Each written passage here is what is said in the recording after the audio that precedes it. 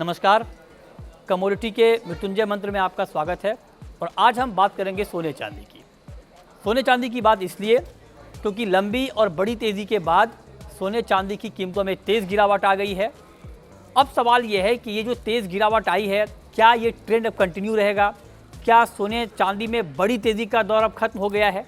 क्या आपके लिए सोना खरीदना, चांदी खरीदना अब सस्ता होने वाला है, या अभी भी आपको महंगा ही मिलेगा? इस पर डिटेल में आपको बताएंगे।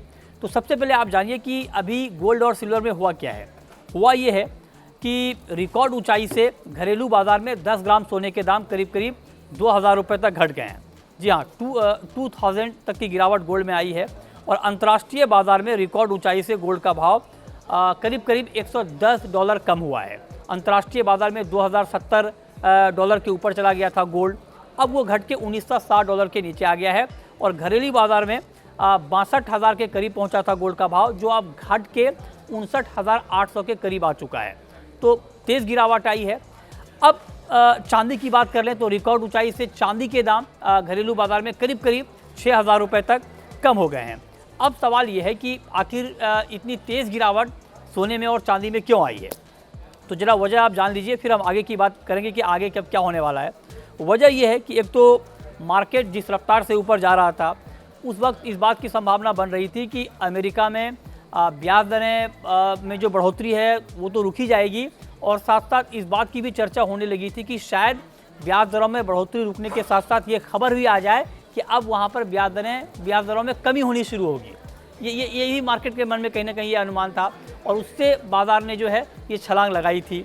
लेकिन अब जो वहाँ से खबरें आ रही हैं अमेरिका से, वो ये कि शायद अमेरिका में जो ब्याज दरें हैं वो ऊपरी स्तर पर लंबे समय तक बने रहे, और इससे मार्केट के मन में कहीं ना कहीं ये डर बैठ रहा है, क्योंकि महंगाई बेशक कम हुई है लेकिन अभी भी जो 2% का टारगेट है फेड का, वहाँ तक महंगाई नहीं पहुँची है। तो लिहाजा मार्केट को ये लगता है कि शायद लंबे वक्त तक ब्याज दरें वहाँ पर ऊँची बनी रहे, और इसका खामियाजा गोल्ड को भुगतना पड़ेगा, क्योंकि हायर रेट जब होगा, रेट ऑफ इंटरेस्ट होगा, तो गोल्ड से पैसा निकलकर बाकी जगहों में लगता है रेट ऑफ इंटरेस्ट जहाँ पर ज़्यादा मिलता है, तो लिहाजा वहाँ पर एक गिरावट की बात संभावना मार्केट को दिख रही है।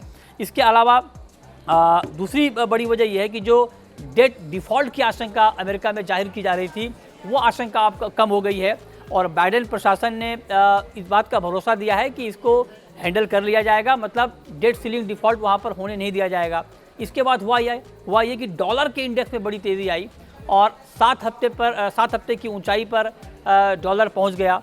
तो ये सारे फैक्टर गोल्ड के लिए एक साथ निगेटिव हो गए हैं, क्योंकि डॉलर का मजबूत होना, अमेरिका में अगर ब्याज दरें लंबे समय तक ऊपर बनी रहती हैं, तो ये सारे फैक्टर गोल्ड के लिए निगेटिव होंगे, और इसीलिए आप देखिए कि मार्केट में गिरावट आ गई।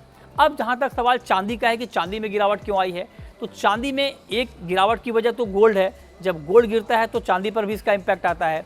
और दूसरी वजह ये है कि चाइना, जो कि एक बड़ा कंज्यूमर है इंडस्ट्रियल मेटल का, चाइना से लगातार आर्थिक आंकड़े कमज़ोर होने की खबरें आ रही हैं, और इससे भी चांदी की कीमतों पर दबाव बढ़ रहा है, क्योंकि चांदी एक इंडस्ट्रियल कमोडिटी भी है, और यही वजह है कि चांदी की कीमतें भी दबाव में हैं। अब सवाल यह है कि यहाँ से आगे क्या होगा। जानकारों का एक बड़ा तबका मानता है कि जो लॉन्ग टर्म के फंडामेंटल हैं सोने और चांदी के, वो बहुत मजबूत हैं। मजबूत इसलिए हैं क्योंकि एक सेफ हेवन बाइंग गोल्ड में लौटेगी लंबे समय के लिए। और दूसरी बड़ी बात यह है कि गोल्ड के लिए कोई बड़ी नेगेटिव खबर अभी आगे सामने दिख नहीं रही है, तो लिहाजा गोल्ड का मार्केट नीचे आया है, लेकिन लॉन्ग टर्म में तेज़ी के संकेत गोल्ड में दिख रहे हैं। हाँ, शॉर्ट टर्म में थोड़ी ये गिरावट इसलिए बढ़ सकती है क्योंकि अमेरिका से बार बार एक के बाद एक नई खबरें आ रही हैं इकोनॉमी को लेकर, ब्याज दरों को लेकर, और इन खबरों का इम्पैक्ट शॉर्ट टर्म में मार्केट पर दिखता रहेगा।